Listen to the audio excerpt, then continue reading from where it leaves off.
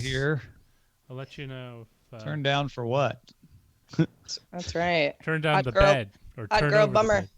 the bed. Turn down your room. What do they do? What do they do in the hotel in the room? Forget you. Turn down service. Turn down. Yeah. Yeah. That's if you're really drunk. Someone else asked me that the other day. They're like, when they like put a chocolate on the bed, I'm like, turn Roger, down. you got to live. be more clear that we're like about to go live. Everyone be quiet. All that. Oh, Sorry. We're about to go live. We're live. Okay.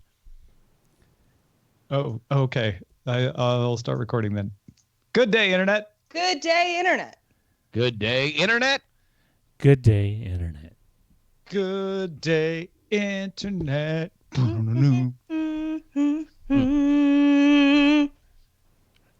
That's all I got. Yep. All right, cool. All right. Well, Thanks for bye. listening. Got to go out and hang out with the Warren commissioners and the Harris Tweeds now. Oh, and just so we all know, Dr. Bird definitely did shit on my chair in the 5 seconds that he was on screen. Oh, Dr. What did you Bird. feed him? That's just what birds do. They poo? Yeah. This is what you want miss. one This is what you miss if you're not in the Discord pre-show. You have no idea that Dr. Bird was getting ready to take a dump on Justin's finger. Why would you? I mean, like, with kids, there's a payoff, I assume, in 27 years. I assume. With birds, I mean, that's a lot of pooping for flapping. Oh my God. They're small and easy to clean up. It is weird though, because you're like, wow. I mean, with the dog, we have no litter box. It's for not the just a birds. companion; it can also be They a just defensive instrument. do what they do. Now, that's the problem for us also, is that we don't clip the birds' wings. So birds will go wherever the hell they want at all times. So do you need to have the windows and like the sliding glass? We are very, very, very concerned about that. And there was only one scare we ever had with Doctor where he was being an a-hole and would not get back into the cage. And so he would he'll do this periodically. We'll just kind of like fly in circles, like acting like he can outrun us. But we had a window not with the blinds drawn, and he like definitely went right into the glass. We were very scared, but everything was fine. My old cockatiel Squeakers, we clipped his wings periodically, but then, they grow back, and then you kind of go like, oh, we have to do that again, whatever. And, we lived in the country. We had cats and a dog, and I don't even know what we were doing. It all worked out, though. But when Squeakers got out, it was because we hadn't clipped his wings in some time, and we would bring his cage out to the front yard just so he could bask in the sunshine and whatever. So yeah, that was the end of that. He never came back. No, he was like out of there. Boom. Well, he was outside with wild birds. They scared him, and we couldn't get him back. Very, very sad. So yeah, the clipping wings is I understand it's kind of controversial, but what are you when you clip the wings? Are you just taking out feathers, or what are you doing? Yeah, basically you take out their flight feathers, they just sort of flap to the ground. Which is, I don't know if you equate it to decline a cat or something that's bad. I heard that's really gross. Well, because birds want to fly. You definitely shouldn't clip a cat's wings. Yeah. Don't do that.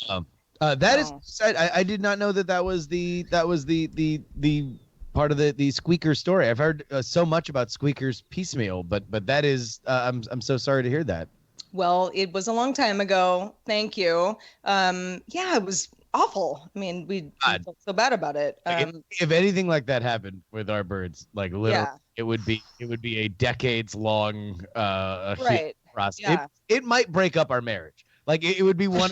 It would be like parents who lost a child. That level of trauma between if Ashley blamed me for having Doctor or Cooper or Milo get out. Yeah. Well, so yeah, I don't know. Maybe there's some. I don't even know if it would have saved the whole situation had his wings been clipped, but I think we probably could have gotten to him. Probably could have grabbed him a little faster. Yeah. Yeah. Once you get up in a tree, it's we can't. There's nothing we can do about it. Because that's the other thing is that, for us, knowing Doctor, he would be the one to get out. And also, he would be the most scared. He's scared of anything that new that gets put into our house. He's leery and terrified of it until he finally lands on it and he becomes comfortable. So it's like him being outside. I've always kind of thought that maybe he would just fly back because he would be so terrified of everything else, but I don't. You don't know. You don't know. You just don't know. Do people are cocktails known for just like bolting if you let them out? No, this not Cocktails really. or cockatiels? Cockatiels. I don't know. I mean, you can, Cocktails. When if you you throw gave them a out, they just don't cocktail come out back. the window, we'll see what happens.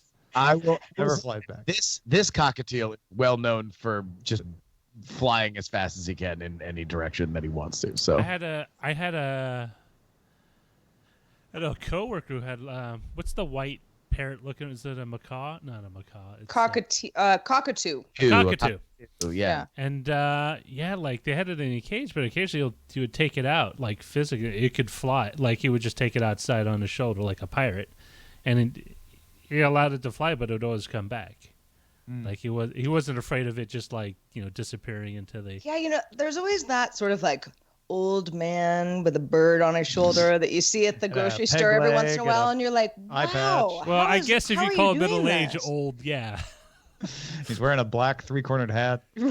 Yes. What was thought it? we thought very briefly about trying to harness train Doctor. Mm-hmm. How does that work? You just have to get him used to the harness, and so now you can bring him out, but you have a tether to the bird. Does it look like those monkey backpacks you give the kids, and so the tail is kind of It the does leash? kind of. Oh, okay. Yeah, it does. Where you're sort of like, aw, poor bird, but okay, Yeah. it's safe. But yeah, that Deeves was such an a-hole that we just didn't even want to try it because it was too much work. And also, it's like, I mean, really, for what? So we can go to the farmers market on Saturdays with Doctor With on your bird. Yeah, right. It's fine. Yeah. Where people go like, congrats. All right. You figured something out. There was a dude at this bar that I always used to go to when I was in Florida that would come with his parrot on his shoulder. And like initially you walk over to him and you're like, man, that looks cool. And then he turned around and you just saw the streaks Of poo. bird crap. Oh yeah, bad. I know that. It's like why do you have Yeah. a bird on your shoulder? It's gross. Did you know that there is no uric acid in bird poop? Is it because they don't urinate? They just poo? No, they do both at once. Through the same. But Cavity. everyone has assumed that the reason bird poop is so corrosive is the uric acid. Turns out scientists at the University of Texas at Austin tested 6 different types of bird poop from different species, found no uric acid. Okay, well, I'm not It's sure like whatever why it it's is. So eating what through the peels? paint on my car. Yeah. But, He's like, whatever's eating through the paint on your car ain't uric acid because there ain't any in there. Is there any I'd like other to know type what of it acid is. in there? Sure, probably. Yes. Yeah, that's not what he There's was some- testing for. Oh, Bird acid. yeah. Is it Why are they hydro- white? Not uric acid. Like all these answers from textbooks are wrong because no one bothered to look. Wow. This was on This Week in Science last week, and it was like kind of stunning. Maybe it's just the remaining hydrochloric acid from the stomach. Hydrochloric acid Isn't it- in the stomach? In a bird's stomach? Well, I didn't know there was hydrochloric seem- acid. yeah. Isn't that what's in human stomachs? I don't Yeah, know. but Is we're it? not birds. I always thought it was. We're quite different Maybe than I birds, don't. it Maybe I turns out. misremembering I don't know. biology. I really don't know. Hydrochloric. I actually don't. I don't know either. Hydro. I will say, when you have a bird, an indoor bird, it will poop, and you just kind of deal with it. So It wasn't that weird Human when we had a gastric- Can you bird. confirm this, Justin? Wait, say that again. That birds poop inside when you have an indoor bird. Yes, as it turns out. Yeah, no, it's a fact. Where are No, they I mean- supposed to poop? no, but the not re- inside? It's like, yes, we all know that, but you just kind of get used to it. It just wasn't that weird. Now I'm like, that was kind of weird. So wait, if you don't have, if newspapers aren't a thing, what are you lining the bottom of the cage? Is there special? Oh, no, there's newspapers at the bottom of Hydrochloric the acid. cage, but they're not sitting Hydrochloric. in their cage the entire Or do you day. just put That like would be do you mean. put political flyers in there, or do you put like That's the right. daily Yeah. the Daily Yeah. Reader or whatever? Yes. Whatever is free outside is the answer to that. Yeah. That is The yard signs for candidates who have left the presidential election. One of them gets mailed to a PX3 listener. The other goes in the birdcage. that's it. Yeah. So human stomach acid, gastric acid, is composed of hydrochloric acid, potassium chloride, and sodium chloride. Huh. Yeah. I didn't know that. You know, I think I knew about the potassium, but not the hydrochloric. You know, I did the exact same science experiment or like science fair thing every single year from 3rd grade until I graduated high school. I just kept renaming it fancier names. And it was Volcano. Dissolving. I thought of it because of stomach acid. It was dissolving various different aspirins to see which ones would dissolve the fastest in a simulated stomach acid. So what's a various different aspirin? Isn't it just aspirin? Oh no, different brands. So like okay. Oh, like Got it. Bayer aspirin, generic aspirin. Okay, I got you. Yeah. And was there a big discrepancy? If I were, I don't know. I have was no idea. enough for a science experiment. All I know is that it started in elementary school as dissolving acid or dissolving aspirin in acid or stomach acid, and then it ended in high school as the comparative qualities of the pharmacokinetics of 4 different relievers. And secretly you were like, this is just the same It's thing. the same thing. I just Wait, was one of them gel capped? Or were they Yeah. all, okay. Yeah. No, I mean, each year you iterate, but there was certainly no new work done. I just kept the same stuff. And even in high school, I wound up getting featured in like a county-wide science fair that I had to like go to and set up my thing. The Farm farm was hyperkinetic. That's why. 3rd grade is young to be in science fairs. I don't know. We had to do it. It was compulsory in 7th grade. Yeah, but I not, didn't do not mine in until 3rd. junior high. We never had a science fair. Oh, you never? Nope. Oh man, yeah, we didn't have a choice. I mean, it was fun, but you know, weren't allowed to be like, I don't want to do this. That's why I really appreciate CJ Beneteau subscribing with Twitch Prime for 4 months, giving someone who didn't even have the opportunity to be in a science fair a chance to succeed. Thank you. Thank you. Sorry, the rest of the country. I guess it's up to Florida to maintain the scientification. Right. The science How else are we standards. gonna know what happens to aspirin? Just remember, it's the Just same the facts. experiment over and over and over again. I think I told you, I think we've talked about science fairs before on GDI. A friend of mine whose dad was a dentist, she had an experiment, it was just the 1 year, where it was how teeth will, degenerate in various like Coca-Cola versus milk versus Sprite or whatever. And the rest of us were like, not fair. Your dad's a dentist. Like you have access to all these teeth, that your dad pulled out and saved for whatever reason. Yeah. Yeah, no, that is I think unfair. she got first place. What a B. We had a history fair where I had to take balsa wood and make a diorama. I hated Yeah, we making had that too. dioramas. I always used wire and Good old pipe cleaner. dioramas. Teachers One of love my that. one of my dioramas went to the state history fair. All of mine went straight into What the which trash. what when they were was done. the what were you looking at? Greenville High School's original building, Really? which was built in the late 1800s and lasted until the 60s. Also, surprisingly, also made out of balsa wood. Yeah, the original also was made. Yeah, I think that's why it did so well. Made from the original materials. It blew away in the great wind of 1967. Oh, balsa wood. Get you every time. The great sneezing of Greenville High School. Yeah.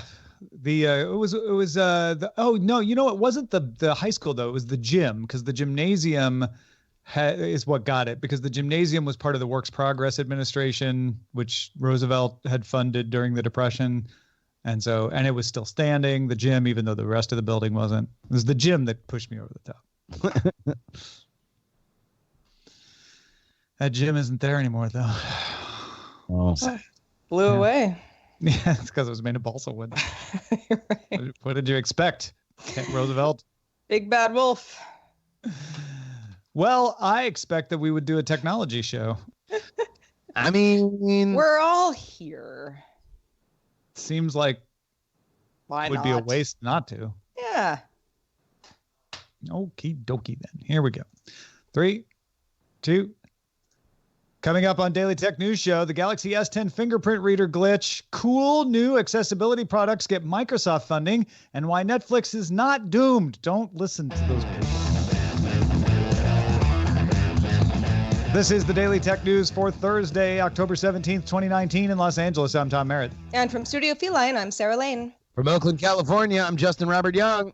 And I'm Roger Chang, the show's producer. We were just talking about science fairs and history fairs and then the technologies that keep your bird from running away on Good Day Internet. If you would like to hear that conversation and more, of course, you want to become a member at patreon.com/DTNS. Let's start with a few tech things you should know. Google has discontinued Google Clips, its small camera that used AI to automatically take pictures. Google first introduced Clips back at I/O in 2017. We hardly knew you. Seriously, literally. Yeah. Say hello to Reader in Heaven. A listing appeared on Amazon for their as yet unannounced NVIDIA Shield Pro, which has since been removed. Along with the $199 price tag, upgrades appear to include the new Tegra X1 Plus chip and support for Dolby Vision HDR, plus a AAA battery-powered remote with motion-activated backlit buttons and an IR blaster. A new Google Voice update for iOS adds better support for Siri. So if you're using an iPhone, you can now use Siri to send messages and place calls using your Google Voice number outside of the app. You have to manually enable the feature in your iOS settings to make that work. But Google's own assistant can also send messages over Google Voice or place phone calls. You just have to have that app running. Mark Zuckerberg spoke at Georgetown University on Thursday. Among his remarks, he said that Facebook has 35,000 people working on security and implied that the budget is around $5 billion. He also said that banning political ads altogether would favor incumbents and defended the decision to not fact-check political ads as a way to encourage more political discourse. Hashtag portal to someone. Yeah. Anyone? All right, let's talk a little bit more about the fingerprint reader on the Samsung phone.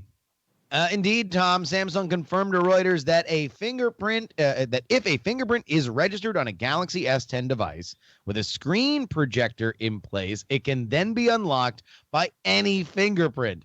According to Samsung support posts, this is because of some gel-style screen protectors have a pattern that is picked up along with the fingerprints and then registers the biometric information. Samsung says it will release a software patch soon. Well, that's a relief. Yeah, I find this fascinating because it's not, if you use the default screen protector that Samsung gives you, this doesn't work. So that makes sense. Samsung tested it with their own screen protector. But these cheap $2 gel protectors apparently cause a pattern that makes the fingerprint register go, well, that must be part of the fingerprint. And then when the finger is not the same behind it, it's still seeing enough of that gel pattern to go, well, I see enough of the pattern. That works. Let's unlock the phone. So, I mean, the workaround is pretty easy. Don't register your fingerprint with the screen protector in place. But this is a fascinating thing that Samsung maybe should have anticipated, but didn't, and shows some of the limits for how it tells a finger apart, right? It's not that this is a problem with it telling fingers. It's just it can't tell what's a finger and what's not when you're registering, which is usually not a big deal because you usually don't put anything but a finger over that fingerprint sensor. Yeah, and it also kind of raises some of the questions about where you put the fingerprint sensor and the fact that some of these, Apple went away with it or went away from it in the iPhone because, they had more faith in Face ID than they did the thumbprint. I think that this is, I'm going to resist jumping on the LOL Samsung train here, but I do wonder whether or not they're going to be able to solve it through a software patch. I would guess they're able to go and do some quick training with whatever machine learning algorithm they're using and differentiate the kind of pattern that these screens show. That is something that they should theoretically be able to do, and apparently they think they can do it. So that's an advance. This is a good thing in the longer run because it makes this more secure, and that it really will work with fingerprints, not with other things. Yeah. But all of these biometrics do have certain weirdnesses. I mean, there was a story out today that the Google face recognition, the face unlock for the Pixel 4 will work with your eyes closed. And a lot of people are upset about that because one of the things that you do to make sure that someone can't force you to unlock your phone is close your eyes, right? And that won't work. Pixel 4 is still unlocked. Or if you're asleep or comatose or something, that's something you don't want someone to have control over. I wonder, it's obvious that Samsung would not be able to test a bunch of third-party covers that they didn't make. At the same time, and Justin, I'm with you on this. Like, it's not sort of like a ha-ha thing because it's probably that nobody just probably thought that this would happen. But at the same time, how much would a cover that is likely to be bought by somebody because it's cheaper or, I don't know, aesthetically pleasing or is the right color, that sort of thing, gonna kind of ruin one of the big privacy security features of the phone itself? Yeah. Well, and also it's like whether or not they were able to test it, or we should feel that they were negligent in their testing. If you have a security feature that, by the way, controls payments and all sorts of other stuff, if it's unlocked, then you have to understand that the mechanism by which you are using to guard that is faulty. And I would further say you should always assume that because your thing is for sure your code that you could enter into the phone, which is the other way of protecting the phone instead of a biometric, is actually less secure than this. It's easier for someone to socially engineer that out of you than to socially engineer your face or your fingerprint. So I don't think this undermines the idea of these biometrics, but if Samsung did anything wrong, it was being slow to respond to this because at first they said, this isn't probably a big problem. And that was the wrong answer. But they finally got the right answer, which is we're going to fix it. Narrator, it was.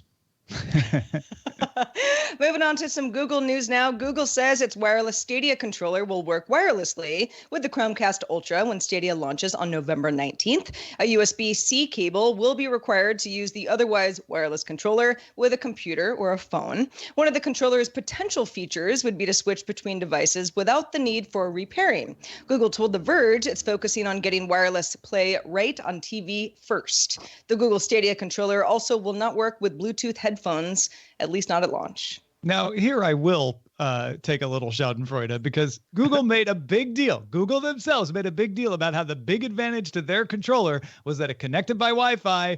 And so you wouldn't even have to unplug it or anything. You just change your game from your phone to the TV and the controller goes with it, which it won't do at launch. Granted, it'll get there, but this kind of undermines the whole point of this controller. Yeah. No, you want to know what? If you're like, oh no, don't worry, it'll eventually get to where it needs to go. And so far we've gotten 2 announcements with Stadia where don't worry, eventually we're going to get to negative latency. Eventually we're going to be able to do these. It's wireless with a couple things, yeah, just not with other things. With one thing, just the one thing. But trust us, yeah. Don't worry, yeah, this full future. I don't know. I think Google ahead of their skis sometimes with these launches. This is the early launch. This is the Founders Edition launch that you have to pay more for. It's not officially launching till next year, so I'm sure it'll all be fine by then.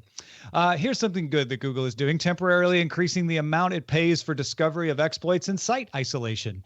It also expanded its vulnerability reward program to include bugs in Blink, the engine that Chrome uses to render HTML. Site isolation was strengthened in Chrome 77. It's meant to stop one website from accessing passwords or sensitive data from another site accessed through Chrome browser at the same time. So they used to share a lot of resources, and that would cause the ability for one tab to access another tab.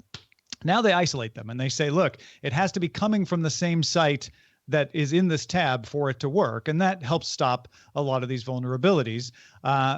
However, in Chrome 77, site isolation added protection for exploits coming through compromised Blink rendering engine as well, which would have been one way to get past that. So now even if the rendering engine got compromised, they're able to stop any kind of exploit through the rendering engine.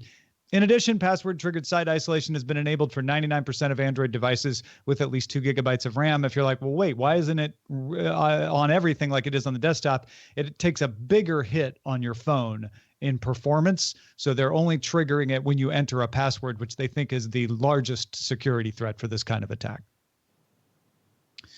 Well, it's always good to see proactive stories about security, right? As opposed to definitely it's out of the barn. This does give me the idea that if they're increasing the pay, that they must think this is a line of attack that is at least being researched by people as a way to get in. And so they're trying to stay in front of it. But like you say, that's proactive and that's good. Much prefer that. I would rather that a company, specifically one that really does need to be security focused and conscious like Google, is there on the front painting it red and saying, look, this is what we want to guard against. So yes, we are tipping our hand as to what we think might be a problem in the future. But guess what? We're going to get more of the good guys getting paid on this than the bad guys who are engineering whatever they're going to engineer. And this is a tiny security threat in reality. This doesn't happen very often. It's not even guarded against in a lot of other browsers, including Safari, because it's considered such a small threat. So another reason to give Google a little tip of the hat here for staying as far in front of the game as they can. Microsoft announced 10 new AI for accessibility grants. Among the recipients are Objective Ed, which TechCrunch said is making a system that compares what a child says they are reading to what the Braille display they're reading says and offers corrections when necessary. An iPad powers the Braille display, and Azure powers the comparisons. Another recipient is called Smart Ear. It alerts deaf users of things like doorbells or alarms through their smartphone. The City University of London is working on a project that personalizes object recognition. So, for instance, it can tell a user not just that it sees a mug, but whether or not it's the user's mug or not. And finally, Abilitrek lets users rate and review the accessibility of the business, and Eve, a system for generating automatic live subtitles, as well as Mappinhood, developing a navigation app for the blind and low vision viewers, and more. Yeah, there's about I don't know, what was it, 10 or so of these projects that got funding from Microsoft, and as we heard, you don't have to use anything but Azure. They are trying to get you to use the benefits of Azure in your project, but you can use iPads, you can use stuff like that if you're not, as long as you're using Azure for part of it. And back to that Braille one you were talking about, that is something that is time intensive usually because there has to be a teacher there to correct the student. And what this does is takes that out. It makes it easier for the student to practice their reading because the computer can see what they're supposed to be getting from the Braille, compare it to what they should be reading, and correct them as they go, which makes it more efficient. That's a great project. Yeah, there's so many as these continue to roll out accessibility advancements. I think a lot of us sort of clueless people who don't have accessibility issues of this nature go like, wow, really? That didn't exist before? No, it didn't. And it's heartwarming to hear about how, life is getting better for the rest of us. There is probably a really good, book to be written about what smartphones and smart devices, tablets, and everything have done for accessibility, because it seems as if I've read far more stories of stuff like that in recent years than I did the previous. I can see Tom looking behind him to find that I accessibility had Shelley Brisbane's book. It's not exactly what you're talking about, but if someone were to write that kind of book, I mean, Shelley she's done a lot of the work on that in writing actual tips up for people. So yeah, I was like, we're awful close there. If there doesn't already exist a book like that out there. Well, speaking of advancements, Sentence is a startup that has begun marketing technology to eliminate buttons. says it's working with Asus and 2 other smartphone makers. The system uses ultrasonic waves to detect touches or presses or swipes in a variety of materials, including metal. Asus uses it in a phone it made for gamers in cooperation with Tencent that was released earlier this year in the summer. The top edges of the phone can be used as triggers in games. Sentence is also developing a virtual jog wheel and a virtual shutter button to focus a phone's camera. The system works with a custom chip that generates the sound waves and algorithms on the chip that interpret gestures. The company hopes to expand beyond smartphones to watches and cars and include materials like wood and leather. This is fascinating. When I first saw this, started reading the story, I thought, well, you know, a lot of these phones, and you know, the iPhone 10 a couple of years ago, it got rid of buttons, but it didn't, right? Still got the side buttons, and that's what they're going after is no buttons at all. You could be able to hit those side buttons without there being buttons. Let's use metal and wood as the detection surface by using ultrasound. And it's all about the machine learning. It sounds like they've got the hardware to create the sound waves pretty much underway. It's all about making that algorithm so that you can easily detect what's a button press and what isn't.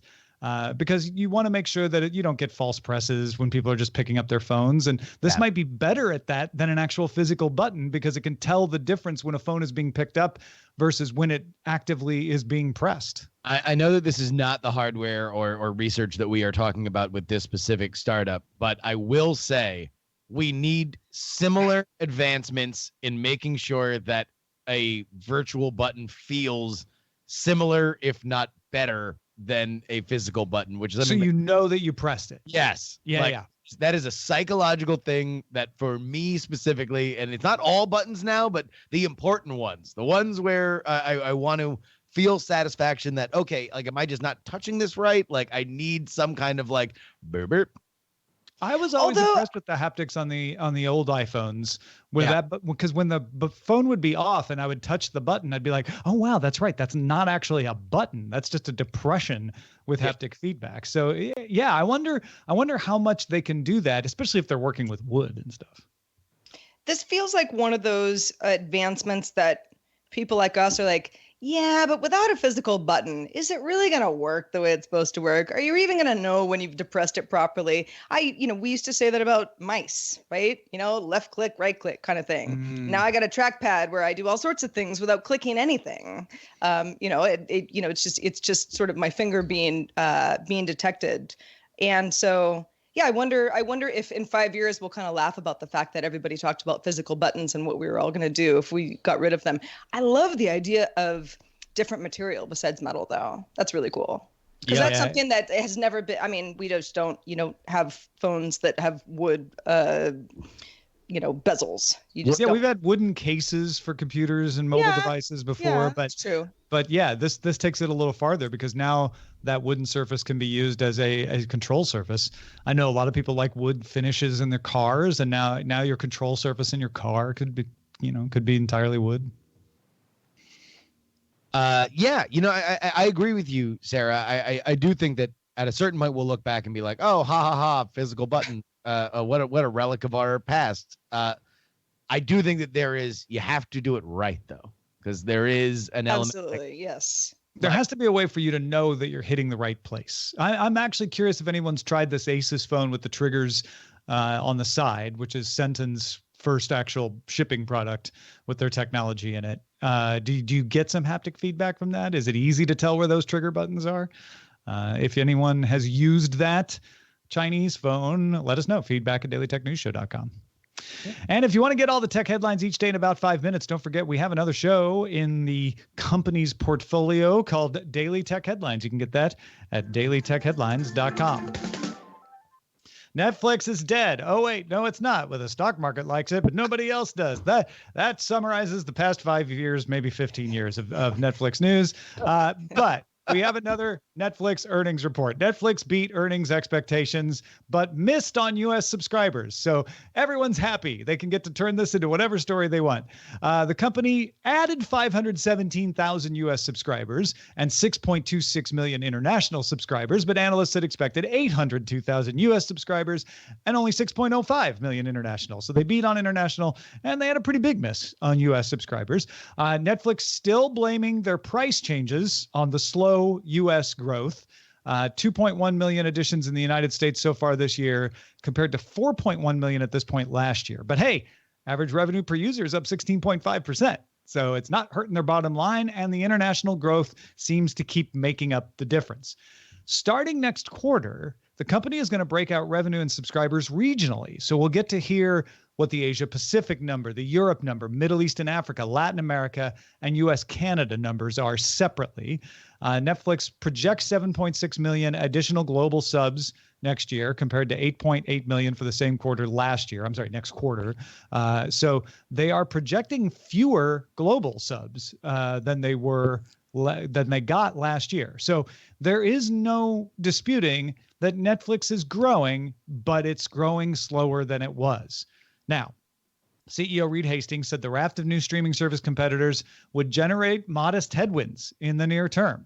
So he's saying it's the price change right now, and it's going to be competitors. So don't expect us to have stellar numbers, but he thinks long-term Netflix is going to be fine, and here's why. The upcoming arrival of services like Disney Plus, Apple TV Plus, HBO Max, and Peacock increase competition, but Hastings says we are all small compared to linear TV. While the new competitors have some great titles, especially catalog titles, none have the variety, diversity, and quality of new original programming that we are producing around the world. Hastings thinks they will all steal market share from traditional TV. He says that's what happened when cable channels came along. They didn't steal from each other. They stole from broadcast. That's what's going to happen here. We're not going to steal from each other. We're going to steal from cable. He says the likely outcome from the launch of these new services will be to accelerate the shift from linear TV to on-demand consumption of entertainment. He said Netflix will continue to take bold swings, but it won't chase every deal on the table. Basically saying, okay, we've spent some money on some stinkers. We're going to try to be more select. And he threw some shade at Disney. He said, I think that is every bit as valuable as drafting off a bunch of different franchises and waiting for them to burn out. Get Lucasfilm, Marvel. Shots fired.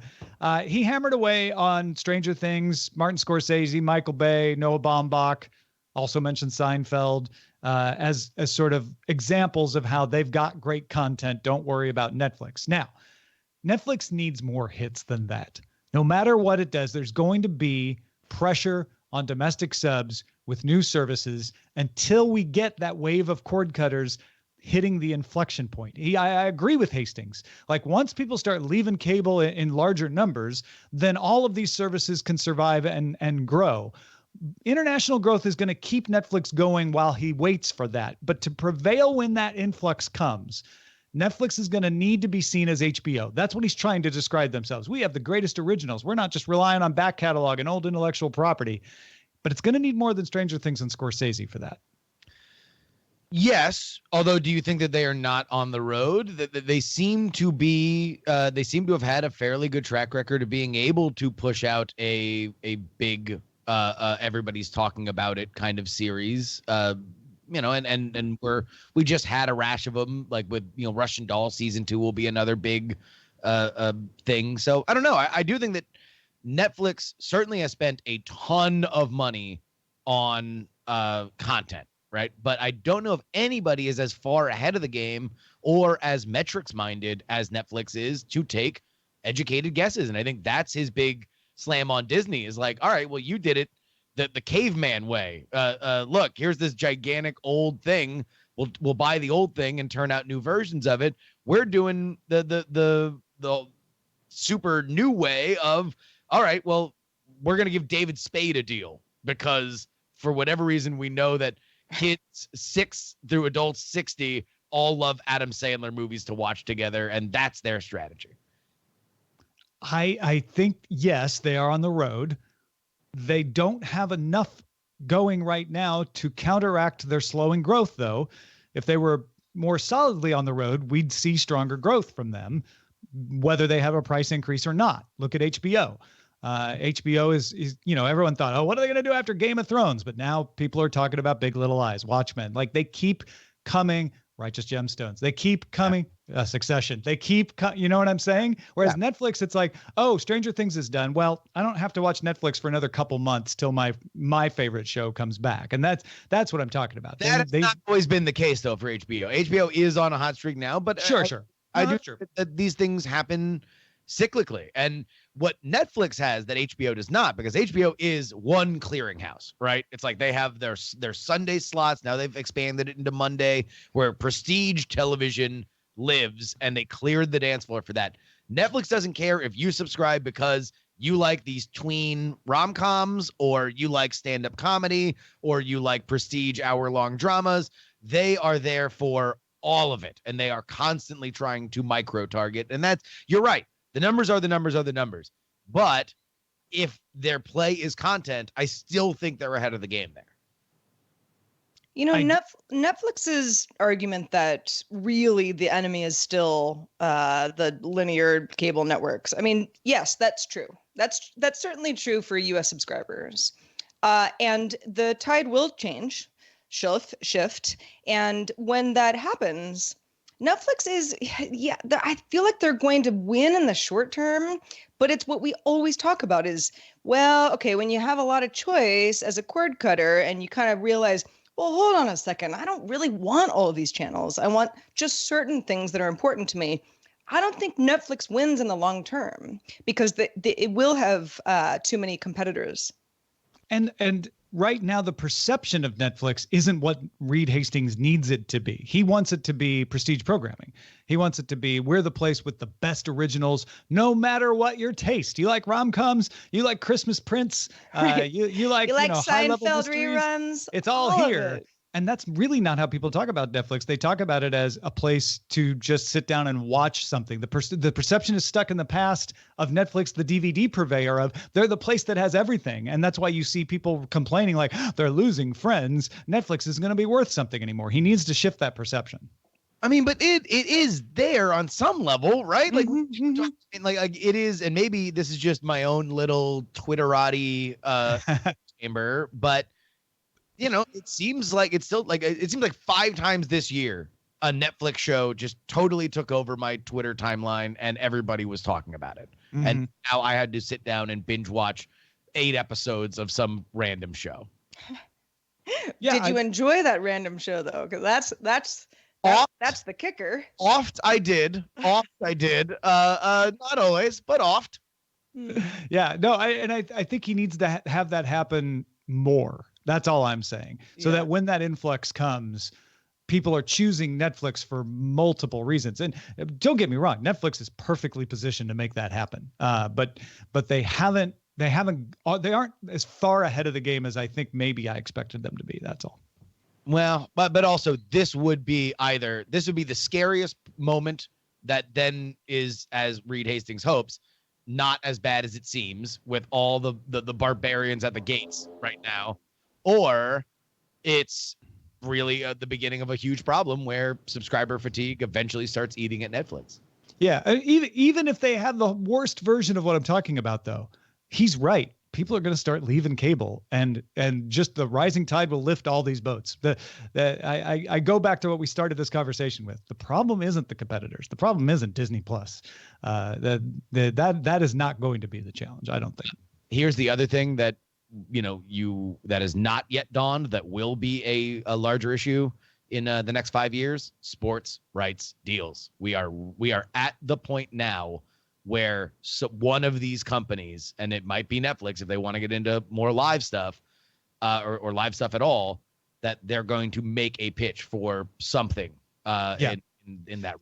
It won't be Netflix, but as soon as sports becomes perceived as something you can easily get without cable, even though really right now it is, that's when that big influx is going to happen. You're right.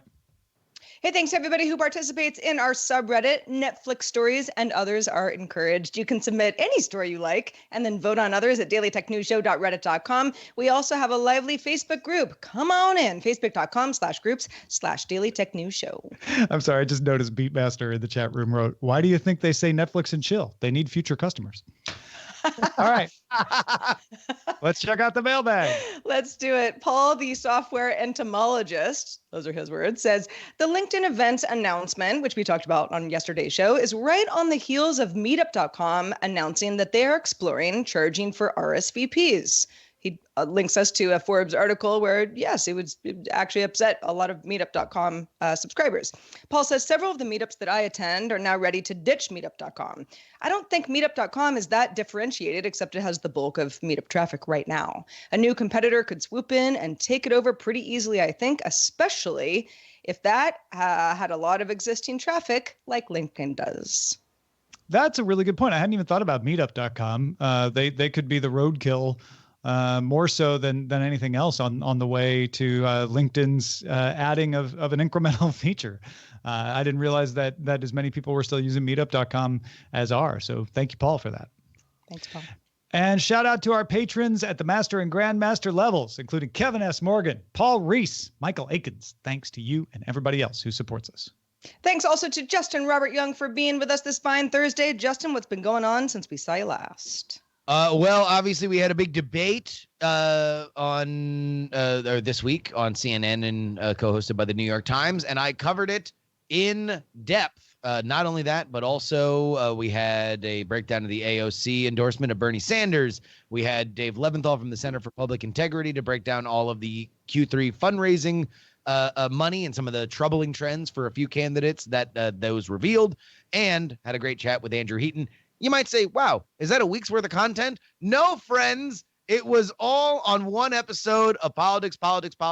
That's the most recent one. And we had another episode this week where Tom texted me his thoughts on Brexit, as he is off to do. Go ahead and check it out. Politics.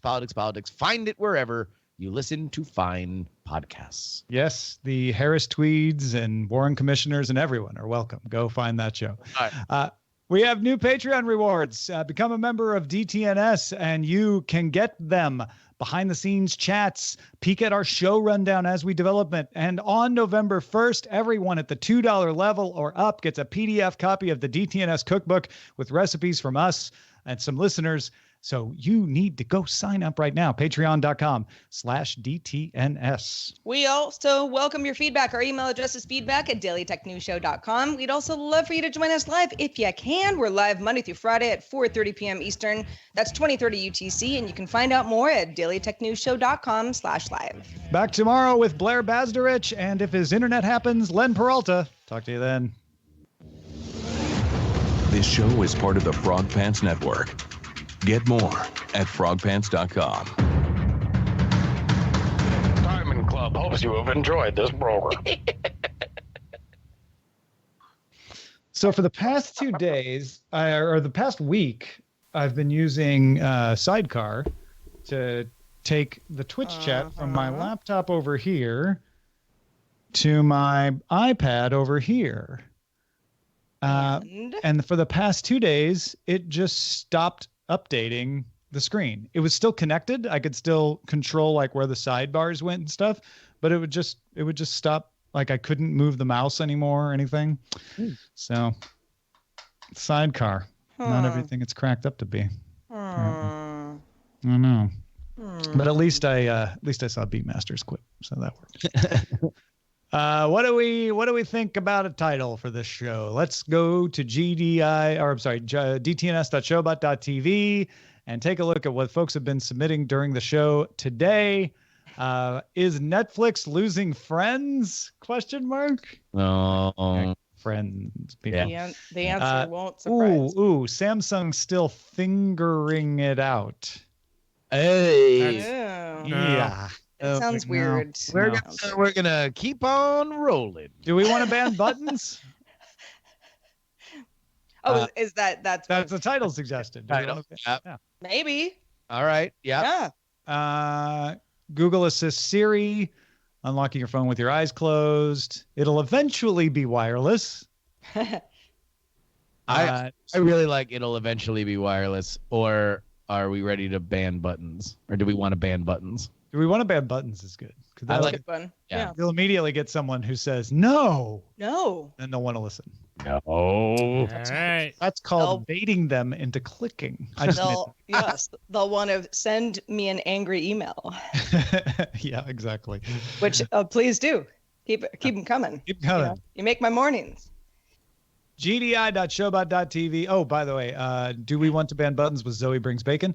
GDI.showbot.tv. Don't clip a cat's wings. Another Zoe. A bird Zoe, you're on does, a roll. A bird did what a bird does. Do cocktails fly away if you let them? Oh, Cocktails. I know. Still, Yeah, it's sad. It's sad to think about your cocktail flying away. I don't understand. I literally. I wanted that cocktail. It was $7. It looks so delicious. I'm just saying.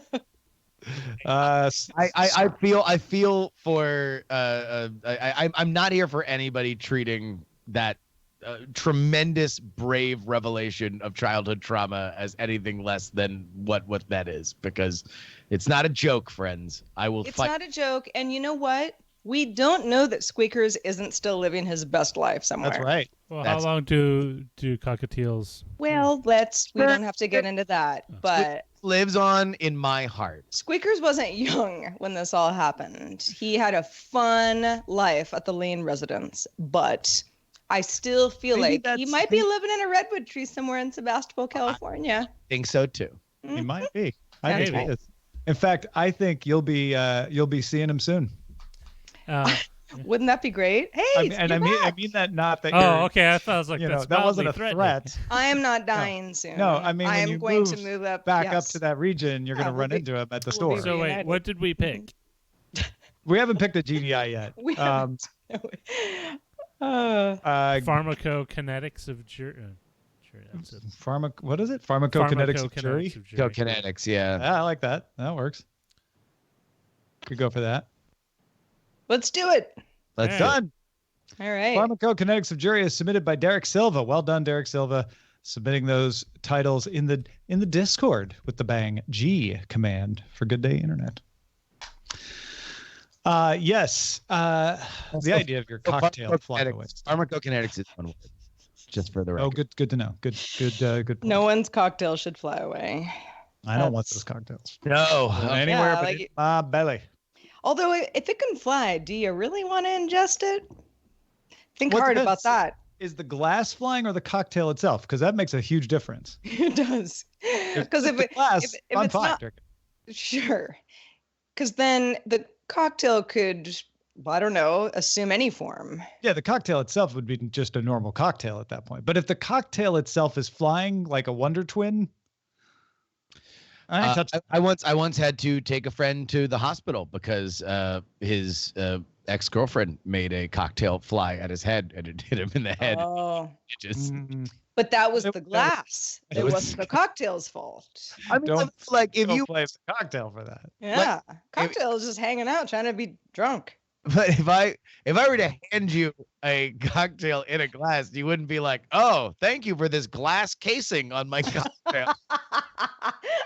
Yeah, it's gonna screw up my fingerprint. Yeah. Well, you could throw a drink on someone without throwing the True. glass. That's true. That's Yes. true. That's more just rude. Yes. It's probably not gonna hurt you, but it's rude. I once had It a won't full end beer- up with stitches usually, unless Right. the ice is really. Yeah. Yeah. I once had a full beer thrown on me in anger at a Duffy's Sports Bar in Plantation, Florida. Why were they mad at you? Remember Or care to share? Or? It's not a particularly fun story, except for that to say that my buddy Ryan sometimes could be a surly drunk and like to bait people into fights, and I would not take the bait. And I think I said probably something nasty about him, and he threw a full beer on me and then left. I definitely have never thrown any kind of a drink on anybody else. I don't think that's ever happened to me. I can't imagine that it wouldn't be something that I remember. But no, it's kind of like spitting. It's like you just don't do it. Now, if you're on like a reality show, like would you revel in the idea that it was not No. acceptable, but it's like kind of demanded of you. That It's a little bit of a mic drop. Yeah. Yeah. Someone- You do see that quite a bit on reality shows. yeah. Yeah. BioCow says, I woke up to a cocktail once. Friend had chickens and he let a rooster in our tent in the backyard. Oh. Yeah. True story. Yeah. That's- I believe you. I don't know why that delights me so much. It really delights me. Hey, look, there's a rooster in here. Yeah. It's sitting on my face. Hey, rooster. We don't really know each other that well. Yeah. You know, there's I don't really live in a rooster area, but there's some chicken coops kind of in the hood, which you see more and more when Yeah. people have, yards. And there is a rooster in the neighborhood that crows at weird rooster times. And it just happens to be near like the loop that Otis and I take on our walk sometimes, where I'm just like, what is up with this rooster? Like, this is not 5 a.m., man. Like, what are you crowing at 4 p.m. for? But I guess if you're a city rooster, Yeah. It's some city roosters. Things change. Yeah. Urban roosters. Urban roosters. They're like, we don't play by your 5 a.m. rules. Yeah. We're not going to wake you up. They're waking up people to go to the bars. Right. Yeah. Yes. Cocktail time. Come on. Happy get up, hour. Get up. Cocktail time. Get it? Yes. I love stories like that. That people who don't live in a city get freaked out. They're like, wait, you have roosters in Los Angeles? Like, yeah, of course we do. Yeah. They're around. I mean, not all over the place. It's just a big version of your small town, Los Angeles. Right. That's right. I don't know about everybody else, and maybe it's just because I was so used to it growing up, but the crow of a rooster, I really like that sound. That is like it is a comforting sound to me too. That and trains going by at night. Those are sounds of my youth, because we had a Mr. What was his name? Mr. Aarons? No. Algebra teacher, lived two doors down, had two things in his life that he loved: his Corvell and his rooster. And his rooster would always crow in the morning, and then we would always hear the trains going by at night, blowing the horn. I didn't hear trains until, I don't know. I mean, I hear the Amtrak now every so often. Yeah. But I still find it to be a comforting noise. I find it annoying. I've lived with train noises since, all through high school. Well, it depends on how close they are, right? It was. I would say the train tracks were about 2 miles away, but they would always come in the middle of the night. Yeah, that's pretty close. It would be like the Union Pacific freight train, and they run faster at night than they do during the day. The trains I'm talking about never woke me up, so of course that didn't bother. Yeah, but you can always hear them. I think it would be the difference between being comforted by a gentle rain and being constantly awoken by thunder right next to you. Yeah, totally. Yeah, that's and true. there's the metro line. It's like basically a cow train down here, and it's about half a mile away from my house, so I hear it constantly. Oh, the metro line here in the not the light rail, but the actual. Oh, I was gonna say the light actual rail. Diesel electric. Basically, it's like it's the subway. No, not the subway. It's an actual. It's a commuter rail. It's not metro. Oh, then is it not the Amtrak? Because I think it might be. The Amtrak kind of runs north and south near both of our labeled neighborhoods. Amtrak, so I could be off. Well, it's that train that's on the other side of the LA River. Yes. I definitely hear it, but I'm far enough away from it where I just hear like choo choo every once in a while, and I go, "Oh, that's nice." I drive 5 minutes and I hit railroad crossing. Here's another sound I find comforting: foghorns. Nobody? Foghorns, yeah. Didn't grow up with foghorns. I'm a fan of foghorns, but I know that some people hate them. They just sound like birds to me. So yeah. There is a thing that I can never separate in my head about foghorns. And that is, at one point there was a friend of mine that used to write a humor column, and there was a real news story about a foghorn that would not turn off. They didn't know how to shut the foghorn off in like the Pacific Northwest somewhere. Unplug it. I mean, I don't know. Drown it. I don't remember the specifics of the story, right? But there was a foghorn that just was going on for like a day, right? And that was yeah. And he wrote like a multiple choice answer of like, how have the residents created in their head a reality that there should be this noise happening? And one of the answers was a farty dinosaur. And so now I cannot hear foghorn without immediately going thinking to of a flatulent sauropod. Mm-hmm. Actually, one thing I do not miss having moved from San Francisco is it Wednesday at noon? Tuesday at noon. Tuesday at noon. Yeah, where the world ends. Yes, because I've been hearing that since I was like a kid. Wait, what is it? I don't even know what this is. It's like an emergency. It's an air raid siren that they do. They do and, it. It's a test every Tuesday every week on Tuesday at noon. Wait, where? In San Francisco. Well, I mean, like, but all over the city. You can't miss it. It's across like 6 or 7 loudspeakers in a row, but you can. I was always inside an office building when it happened. I rarely ever heard it. I have. I mean, it's hard to miss. If in you fact, grow up I'm with surprised it, you don't hear it in the East Bay. Just be one of those things like yeah, no, I don't know. I never heard it in that neighborhood in the East Bay either. I guess, but I definitely heard it sometimes. Yeah. Most of the time I didn't. We had the same thing in Greenville when I was growing up. They'd test the air raid siren. I think it was once a month. I don't remember the 12 p.m. Tuesday San Francisco siren until. Well, I mean, I didn't live in the city when I was a kid, but it was nothing I had ever heard until, I don't know, even like post-Tech TV days. And then it just became a normal thing. Really we were like, hard it's noon at Tuesday. It's like more audible if you're not reminder. in the market area because of where they're located. Yeah. But like when I went to junior high out in Hoover, which is out in the Sunset, you could hear it. Like we would be taking a test and you would hear it. So it's been going on a long time.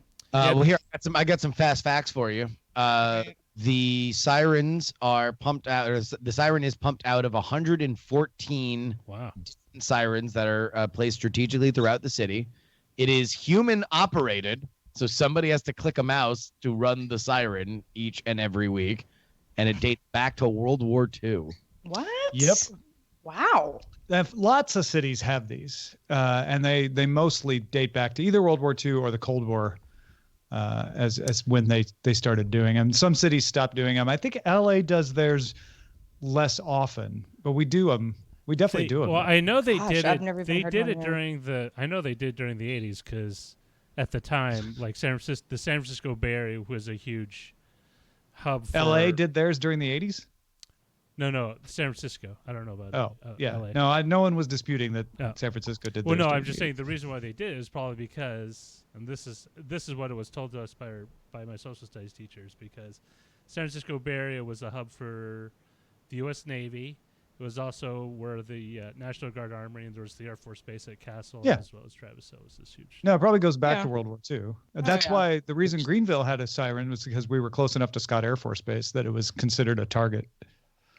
Yeah, that's usually what the situation is. Never remember a thing like that in South Florida, which definitely had a nuclear missile scare, like a missile crisis. Yeah, which is funny because I guess it was just assumed like, yeah, okay, well if that happens, we're just dead. Like there's just who cares? Right. There's no test to be conducted week after week. Oh yeah, no, that was the other thing. Tyson's right. The Greenville one was also the tornado warning. And so they would test it to make sure that it worked. Well, I know every time I'm not sure if you ever went through this in orientation at SF State, Sarah, but they said that parts of this campus were designed to be emergency bomb like shelters. Bunkers. Yeah, like that's why they were built halfway into the ground. I don't remember ever like checking one out, but I do remember that as being like, all right, I guess that's good to know. The whole Beckett department, like some of the access basically ways underground. Yeah, I actually found that also comforting. Went to college underground. LA stopped doing regular civil defense siren tests in the 1980s. The elementary school across the street from me this morning did their annual earthquake test. That was a worldwide earthquake test, 10:17 a.m. Oh, really? Yeah. Well, That was like a global. Oh, I didn't realize thing. that. Well, Yeah. okay. Well, I was. My school, the school adjacent to me, they kept messing theirs up.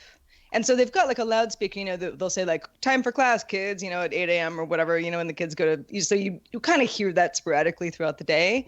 And this morning it was like, we're sorry, we're going to have to restart this earthquake test. Okay, everybody knows the drill. You got to get under your desk. And it was this whole thing that lasted a solid 30 minutes where something kept happening where the test wasn't started correctly, right? Hey, Can't you just say the test started? It's no, that's not why you actually an test. earthquake. What do You they gotta make make the sure that it kids works. do? Like every time they just But say, like, I guess they were waiting, to hear a certain siren All that just clear. Cover like and hold. kept not happening.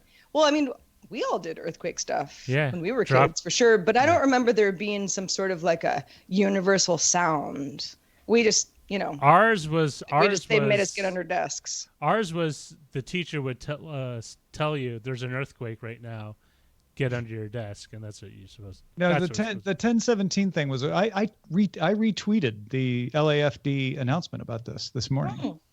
I did not realize this. So this was different widespread than the thing. kind of test you're talking about where your teacher just goes through the motions to help you understand what to do. This was we want to test the entire emergency system from top to bottom to make sure that every piece of it works. Well, something went wrong at Logan Elementary. I'll tell you what. Well, it's a good thing they tested that. Yes, I suppose.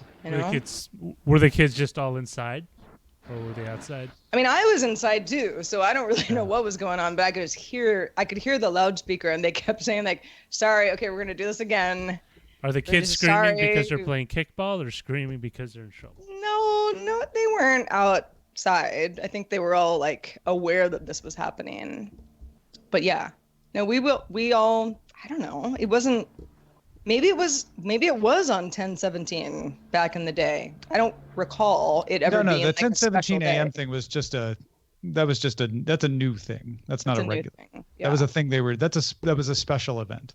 Yeah, they would just say, get under your desk and put your or your hands over the back of your neck. And okay, turn away from the windows. You'll survive an earthquake. That was the other one. Turn away from the windows. Yeah, stay away from power line. We always had those, except they were tornado drills. So they'd tell us we're having a tornado drill, and we'd either get under our desk or we'd go out into the hallway. Depending on which grade I was in, it was different. We'd go out in the hallway and cover our heads and put our heads down against the wall. It was really uncomfortable. I was always worried that they would mix the fire with the earthquake drill. So with the fire, climb under your desk. No. And with the earthquake, they'd tell you to run out of the building. No, well, in the case of fire, that wouldn't be so bad. You would have to meet up at the yard, and you had to be at a specific location for each class. We did fire drills at CNET. I was actually a fire marshal at CNET. I mean, I think most any building that houses businesses has to legally conduct fire drills. It's probably for insurance. Yeah. I mean, and you should all know where the evacuation routes are. Yeah, I had a little Good to know. that I had to be the last one out and make sure everybody had left. There'd always be somebody who's like, it's just a drill. I'm not leaving. I got work to do. And you'd be like, well, you have to. You're like, well, you're dead. Goodbye. Right. Did you take some paint and throw it on him? I'm so sad. Yeah, this isn't a drill. Yeah. This could be your life. This white paint could be your blood. Remember that next time. I think I once did refuse to leave, and someone was like, no, we'll fire you if you don't get out of the building right now. And I was like, all right. I do remember at Tech TV. I think it was at Tech TV. No, it's because they installed that new fire alarm, and they were testing it on a weekly basis. And it was driving everyone up the wall. Remember? It was like that. No. You don't remember that? It was over the course of 3 months. And everyone was like, really? I do, actually. And so everyone was like, all right, well, you're just crying wolf now. Well, it was we get it. How many times do you need to test it? Because it was almost you're 20 right. times. Yeah, it was in the corners of the main rooms. And Leo was super piercing pissed. sound. It's I'm going to the studio. It's all right. I want to welcome Jason. I hope Jason is watching. Jason, 7 minutes ago, messaged us on Patreon. How do you watch the video show live? But before I could respond, a minute ago said, got it. So apparently Jason's watching. Yay. Jason and self-sufficient. I'm glad you figured it out. Yeah. And with that, I think we'll wrap it up. You can watch this on demand later, Jason. Don't worry. Twitch.tv/GoodDayInternet. And thanks everybody for hanging out with us, supporting us at patreon.com/DTNS. And we hope you have, seriously, a good day. Good day. Good day, Internet. Good day, Internet.